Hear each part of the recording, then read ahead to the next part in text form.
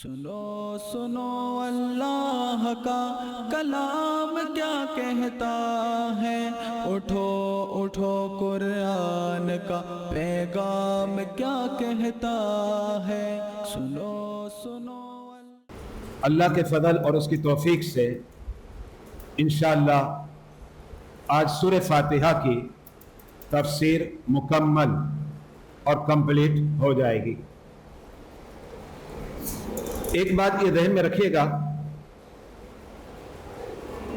اللہ رب العزت نے انسان کو مکلف بنایا ہے، اس کے سامنے دونوں راستے رکھ دیے۔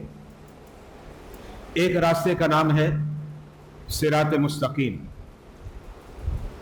اور دوسرے راستے کا نام آپ یہ دے سکتے ہیں صراط الشیطان، یعنی صراط مستقیم کا مطلب ہوا سیدھا راستہ، اور صراط الشیطان کا مطلب ہوگا شیطان کا راستہ۔ اس کو آپ اس انداز میں بھی پیش کر سکتے ہیں، ایک نیکی کا راستہ اور دوسرا بدی کا راستہ۔ اس بات کو سورہ بلد کے اندر اللہ رب العزت نے واضح فرمایا۔ اسکرین پہ دیکھیں، آیت کا جزء موجود ہے، وَهَدَيْنَاهُ النَّجْدَيْنِ۔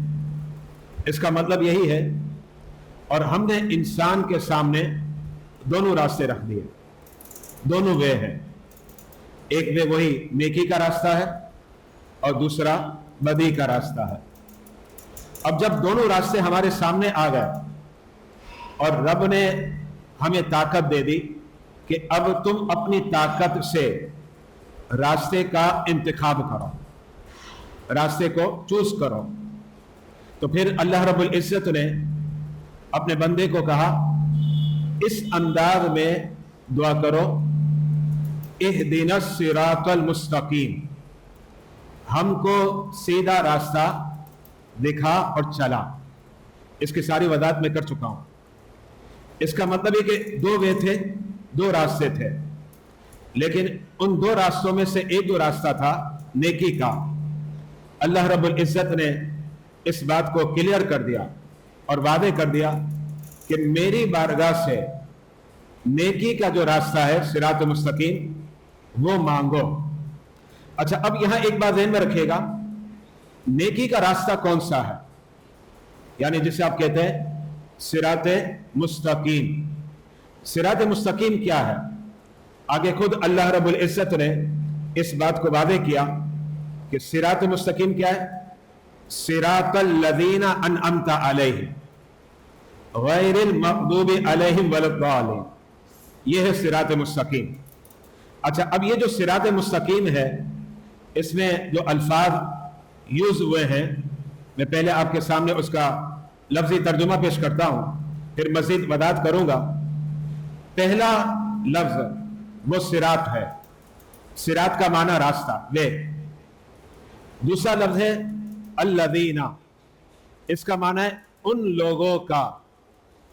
پھر اس کے بعد لفظ ہے انعمت، اس کا معنی ہے تو نے احسان کیا، یعنی نعمتوں سے نوازا۔ پھر ہے علیہم، اس کا معنی ہے ان پر۔ پھر لفظ غیر ہے، اس کا معنی ہے نہ۔ پھر اس کے بعد ہے مغضوب، مغضوب کا معنی ہے جس پر غضب کیا گیا ہو۔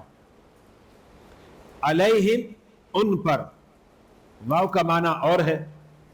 پھر لفظ لا آ گیا، لا کا معنی ہے نہ۔ ضالین، اس کا معنی ہوتا ہے بہکے ہوئے، گمراہ، راستے سے بھٹکے ہوئے۔ اب اس کا مرادی معنی کیا ہوگا، اس کو ہم سمجھتے ہیں۔ راستہ ان کا جن پر تو نے احسان کیا، نہ ان کا جن پر غضب ہوا، اور نہ بہکے ہوئے کا۔ اچھا، اب توجہ رکھیں، اللہ نے فرمایا دعا کرو صراط مستقیم کی۔ ہم نے رب کی بارگاہ میں التجا کی، اے مولا صراط مستقیم کیا ہے تو ہی بتلا دے۔ رب نے وعدے کر دیا صراط مستقیم وہ ہے جس پر میرے نیک بندے چلے، انعام یافتہ، اب یہاں ایک سوال پیدا ہوتا ہے، انعام کس کو کہتے ہیں؟ دیکھیں، انعام نعمت ایک ہی چیز ہے.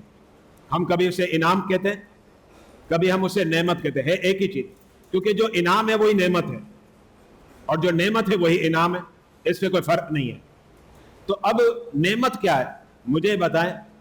حسن و جمال خدا کی نعمت نہیں ہے؟ یقیناً ہے. مال و دولت یہ خدا کی نعمت نہیں؟ یقیناً ہے. اچھا، حاضر جواب ہونا، اچھا شارپ ہونا، تیز دماغی ہونا، یہ کیا ہے؟ یہ سب خدا کی نعمت ہے. لیکن یہ ساری دنیاوی نعمتیں ہیں، اس مقام پر یہ نعمت مراد نہیں ہے. اگر اس نعمت کا تذکرہ یہاں ہوتا تو پھر فرعون کا آپ نے نام سنا ہے، اس پر بھی تو نعمتیں تھیں. نمرود ساری زمین پر حکومت کر رہا تھا، اس پر بھی تو خدا کی نعمتیں تھیں. قارون خزانہ بڑا مشہور ہے، تو قارون پر بھی تو خدا کی نعمتیں تھیں. لیکن اس مقام پر اللہ تعالیٰ ان نعمتوں کا تذکرہ نہیں کر رہا. آپ کے ذہنوں میں سوال آئے گا وہ کون سی نعمت ہے؟ اب میں اس کو سمجھانا چاہ رہا ہوں. کچھ مثالیں میں آپ کو دنیاوی دیتا ہوں تاکہ یہ کانسیپٹ جو ہے کلیئر ہو جائے. یہ یاد رکھیے گا، ایک ہوتی تعلیم، اور وہ تعلیم پر جب آپ عمل کرنا چاہتے ہیں تو اگر اچھے انداز میں آپ عمل کرنا چاہتے ہیں تو آپ کو چاہیے آئیڈیل، جس کو کہتے ہیں نمونہ. مثال کے طور پر ایک ڈاکٹر کی ڈگری حاصل کرتا ہے، MBBS، آپ اس کو کیا کہتے ہیں؟ ڈاکٹر کہتے ہیں. اب اس نے یہ ڈگری حاصل کر لی، لیکن اس کے باوجود یہ اپنے لیے نمونہ تلاش کرتا ہے، یعنی ایکسپرٹ ڈاکٹر، سینئر ڈاکٹر. اور یہ ہمارے یہاں طریقہ بھی ہے، ابتدا میں MBBS پڑھنے کے بعد سینئر ڈاکٹروں کے انڈر میں کام کرنا پڑتا ہے تاکہ کیا کرے؟ ان سے سیکھے. پتا چلا ڈاکٹر اچھا بننا ہے، نمونہ چاہیے. اچھا، پھر آپ آگے بڑھے، انجینئر بننا ہے. آپ پہلے تعلیم حاصل کرتے ہیں، تعلیم حاصل کرنے کے بعد اب آپ تلاش کریں گے ایسا انجینئر جو دنیا کا کامیاب ترین انجینئر ہے، ہم اس کی باتوں کو فالو کریں، دیکھیں کیا کرتا ہے، کس طریقے سے معاملات کو، امور کو سر انجام دیتا ہے. اب دیکھیں یہاں بھی آپ کو کس کی ضرورت پڑی؟ نمونے کی ضرورت پڑی، آئیڈیل کی ضرورت پڑی. اچھا، ایک اور مثال آپ کے سامنے پیش کر دیتا ہوں. وکالت، LLB کر لیں آپ وکیل بن گئے.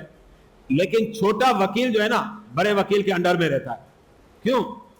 اس لیے کہ وہ اس سے سیکھ رہا ہے. ورنہ چھوٹا تو کہے گا یار تو نے بھی پڑھا میں نے بھی پڑھا ہے، بس ختم نا، تو بھی وکیل میں بھی وکیل. نہیں، چھوٹا وکیل کیا کرتا ہے؟ چھوٹا وکیل اس کی پیروی کرتا ہے، دیکھتا ہے کیسے ڈیسیجن لیتا ہے، مسئلوں کو کیسے سلجھاتا ہے. کیونکہ وہ سینئر ہے. پتا چلا ہماری دنیا کے اندر یا ہماری فطرت کے اندر یہ ہے، ہمیں کوئی نمونہ چاہیے، ہمیں کوئی آئیڈیل چاہیے. اب میں آپ کو یہ بتانا چاہ رہا ہوں کہ نمونہ اور آئیڈیل جو ہے اللہ نے کسے قرار دیا؟ ظاہر بات ہے جسے اللہ نمونہ قرار دے دے اور جسے اللہ آئیڈیل قرار دے دے، واللہ وہی ہمارے لیے حیات کا نمونہ ہے. اب قرآن کیا کہتا ہے سنیے گا. سورہ احزاب کے اندر خالق کائنات نے ارشاد فرمایا، لقد کان لکم فی رسول اللہ، فرمائے تمہارے لیے رسول اکرم علیہ الصلوۃ والسلام کی زندگی میں. اسکرین پر آیت لکھی ہوئی ہے تاکہ آپ کو آسان ہو جائے. ورنہ ایسا ہوتا ہے کہ جو بولنے والا ہوتا ہے وہ آیت پڑھتا ہے، توجہ نہیں جاتی، کیونکہ ہم حافظ قرآن نہیں ہوتے، پھر ہم عالم دین بھی نہیں ہوتے. لیکن اسکرین پر یہ آیت آپ کے سامنے میں نے پیش کر دی ہے. لقد کان لکم فی رسول اللہ، اللہ کے رسول علیہ الصلوۃ والسلام کی حیات طیبہ میں تمہارے لیے کیا ہے؟ اسوۃ حسنہ، بہترین نمونہ، بہترین نمونہ. اور حضرت عائشہ کی روایت ہے، حضرت عائشہ نے ارشاد فرمایا، کانا خلقہ القرآن. یہ حدیث مبارکہ ہے. کسی نے پوچھا نبی کے اخلاق کیا ہیں، کردار کیا ہیں؟ حضرت عائشہ صدیقہ عفیفہ رضی اللہ تعالی عنہا نے ارشاد فرمایا، نبی کا کردار، نبی کا اخلاق قرآن ہے. मतलब क्या हुआ? मतलब ये कुरान पढ़ना ये एक डिग्री है, ये तालीम है, लेकिन अगर आपने उसकी अमली तस्वीर देखनी है तो वो ज़ात मुस्तफ़ा है। यही वजह है अल्लाह के हबीब अलैहिस्सलातु वस्सलाम ने सहाबा किराम को इरशाद फरमाया रब कहता है वअकीमुस्सला, नमाज कायम करो। साहबा ने अर्ज़ की या रसूल अल्लाह, रब ने ये तो फरमा दिया कि नमाज कायम करो, लेकिन हम नमाज कैसे पढ़ें? अल्लाह के हबीब ने क्या फरमाया सल्लु कमा उसल्ली, फरमाया नमाज पढ़ो वैसे जैसे मैं नमाज पढ़ता हूं। इसका मतलब क्या हुआ? कुरान की तालीम नबी के बगैर कंप्लीट नहीं होगी। तो कुरान तालीम है और उसकी अमली तस्वीर जो है मेरे मुस्तफ़ा अलैहिस्सलातु वस्सलाम की ज़ाते बरकत है। अच्छा, अब एक और बात बताना चाह रहा हूं, ये ज़हन में रखिएगा, नबी को जो रहमतें बरकतें मिली बारगाह इलाही से मिली, नबी ने क्या किया?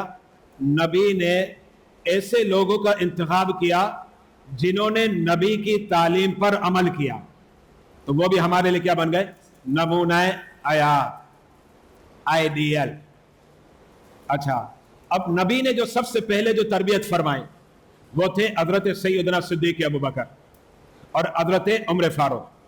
आप स्क्रीन पर देखें, हदीस बारका लिखी हुई है तिरमिज़ी शरीफ की। मेरे आका अलैहिस्सलातु वस्सलाम ने इरशाद फरमाया इक्तदू बिल्लज़ीना मिन बअदी मिन अस्हाबी अबी बकर व उमर। मतलब क्या है? अल्लाह के हबीब ने फरमाया जब मैं पर्दा कर जाऊं ना तो अब तुमने इक्तिदा किसकी करनी है? यानी मेरे पर्दा फरमाने के बाद मेरी तालीमात को अगर तुम्हें परखना है और जांचना है तो तुम किसकी तालीमात को देखोगे? नबी ने फरमाया अबी बकर व उमर, एक अबू बकर है और दूसरे उमर है। अच्छा, अब हजरत सैयदना अबू बकर और उमर के बाद कौन है? हजरत सैयदना अबू बकर और उमर के बाद वो है हजरत सैयदना उस्मान गनी अली शेर खुदा, फिर सहाबा किराम, फिर ताबईन, फिर दिगर औलिया किराम। ये वो लोग हैं जो इनाम याफ्ता हैं। इसका मतलब क्या हुआ? हमें पैरवी इनकी करनी है। मैं एक बात कहना चाह रहा हूं इस्लाह माशरा के हवाले से, और वो बात यह है आज हमारा नौजवान क्या देखता है? फला फिल्मी एक्टर जो है ना, ये कैसे बाल बनाता है, कैसे कपड़े पहनता है, कैसे जूते पहनता है। अच्छा, हमारे घर की औरतें जो बेटियां हैं, लड़कियां हैं, वो क्या देखती है? हीरोइन ने कैसे कपड़े पहने हुए, कैसे सजी है, कैसे चप्पल पहने। इसका मतलब क्या हुआ? अल अमान वल अफील।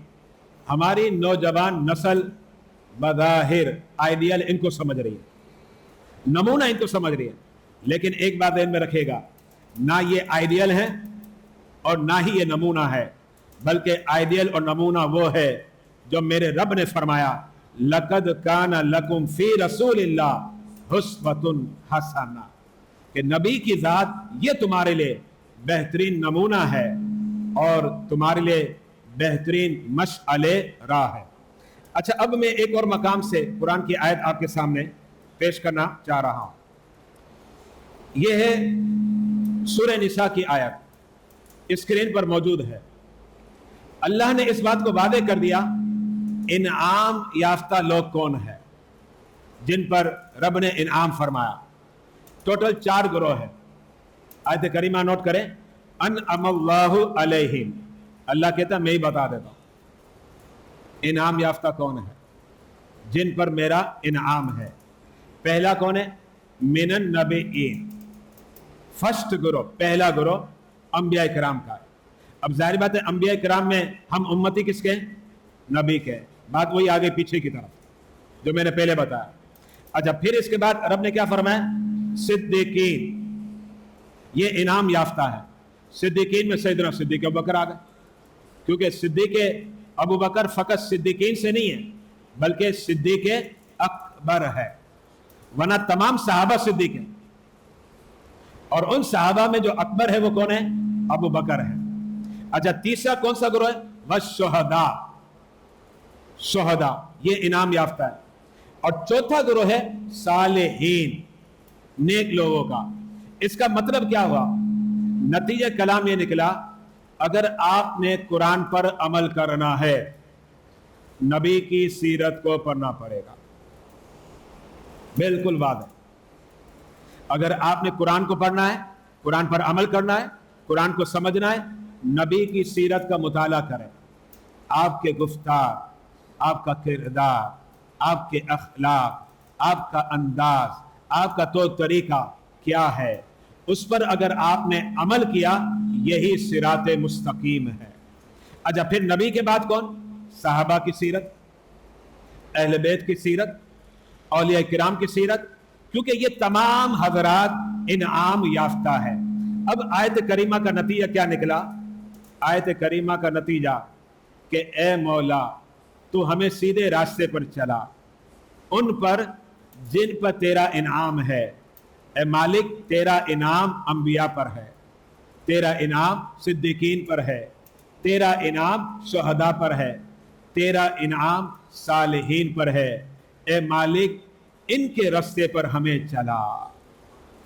इस बात की हम दुआ करते हैं हर नमाज में, फकत हर नमाज में नहीं, हर रकअत में करते हैं। फिर इसके बाद रब ने क्या फरमाया? गजब जिन पर वाना, उनके रास्ते पर मत चलना। एक हदीस मुबारका में आता है, नबी ने से वादे फरमाया, गजब किन पर है? फरमाया यहूदियों पर है, यहूदियों पर गजब है। और फिर आगे वलद दालीन, जो रास्ते से भटके हुए हैं, उनके रास्ते पर भी मत चलाना।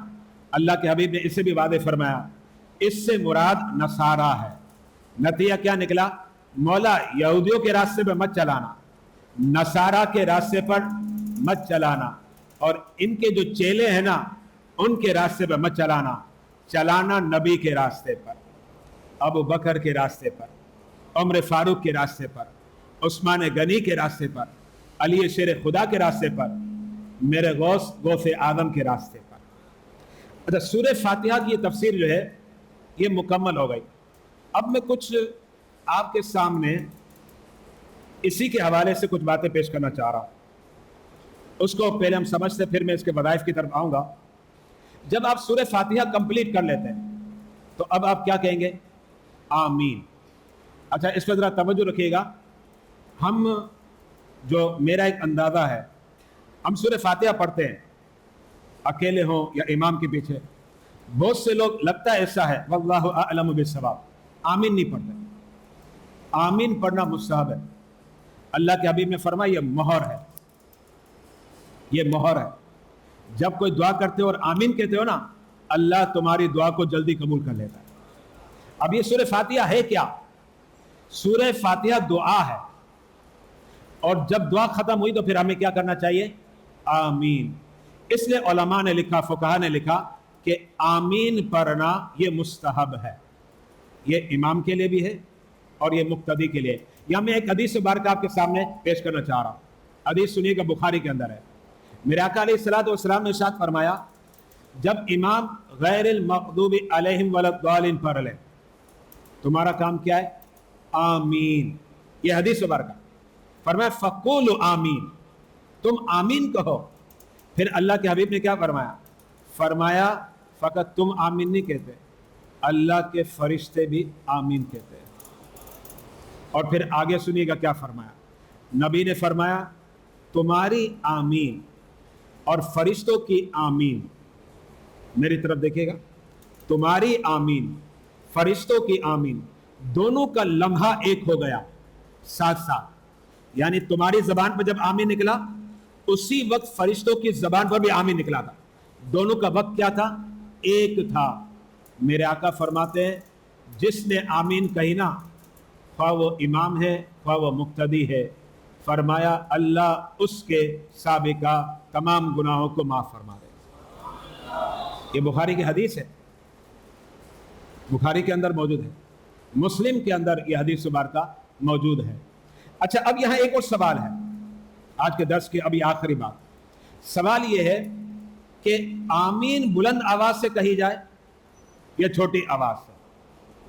हम हनफी हैं, हम जो है हनफी है, کل میرا ایک اورنگی ٹاؤن میں جلسہ تھا، وہاں میں نے اس پر بحث کی تھی اور وضاحت بھی کی ہے، کیونکہ امام اعظم عنوان تھا میرا۔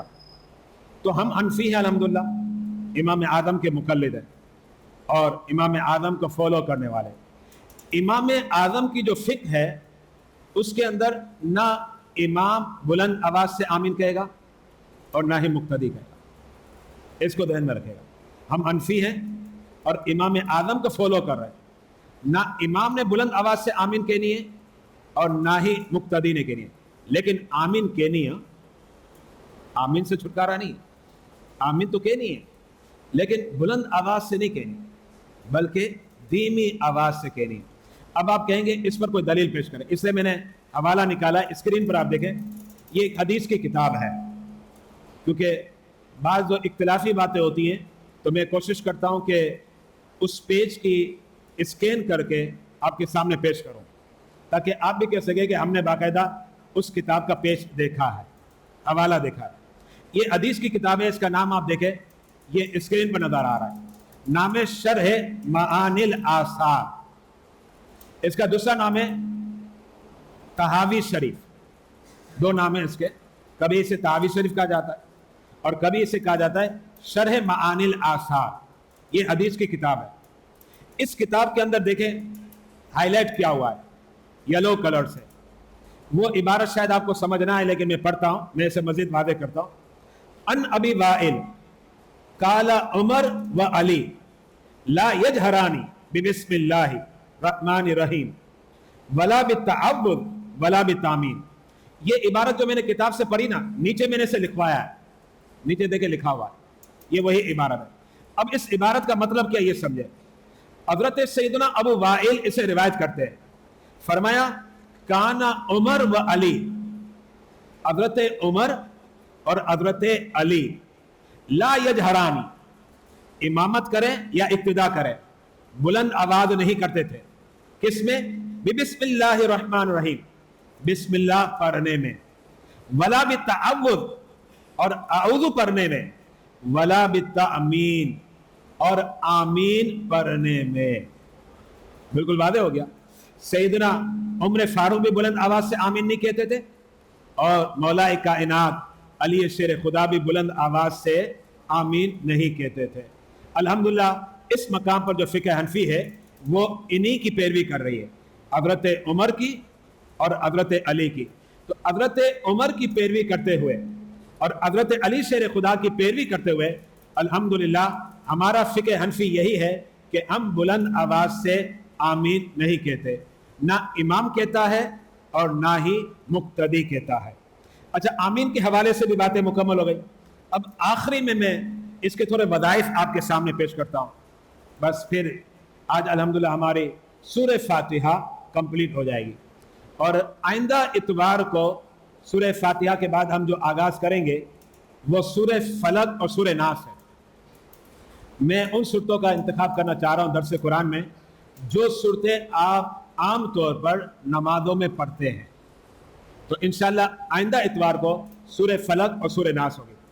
ایک بہت بڑے بزرگ ہیں، ان کا نام ہے حضرت سیدنا امام شعبی، دیکھیں اسکرین پر لکھا ہوا ہے امام شعبی۔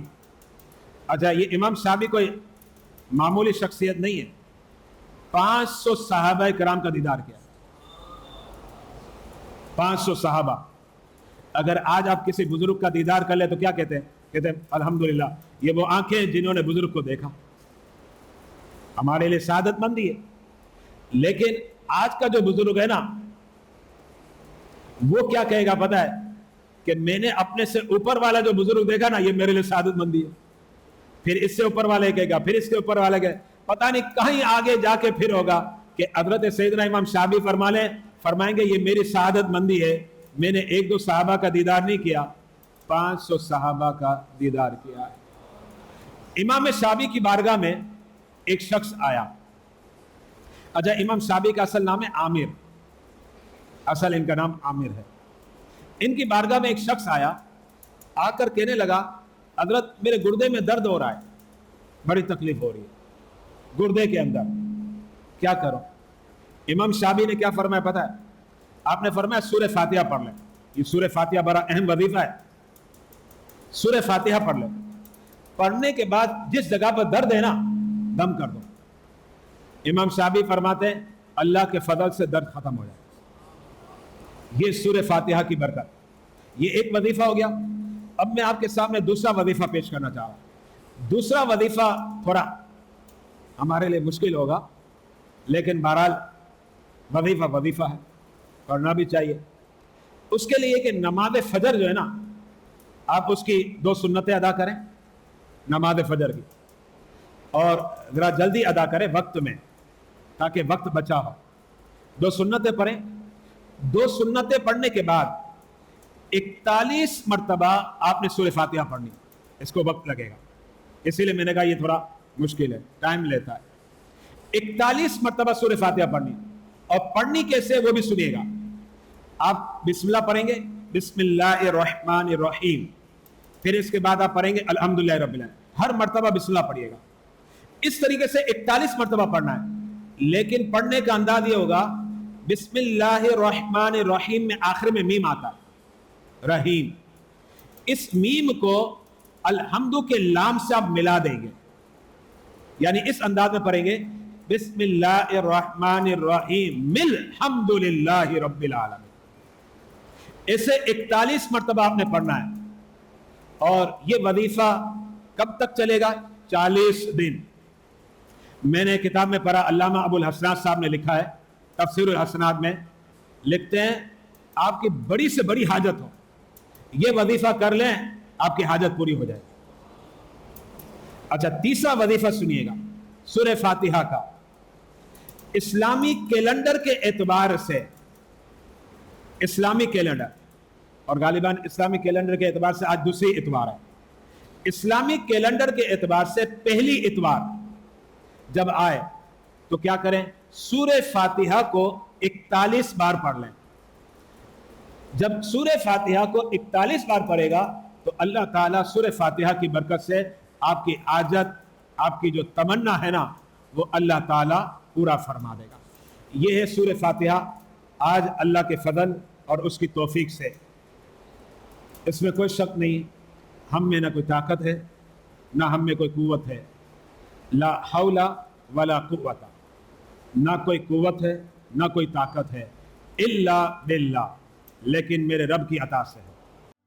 सुनो सुनो अल्लाह का कलाम क्या कहता है, उठो उठो कुरान का पैगाम क्या कहता है। सुनो सुनो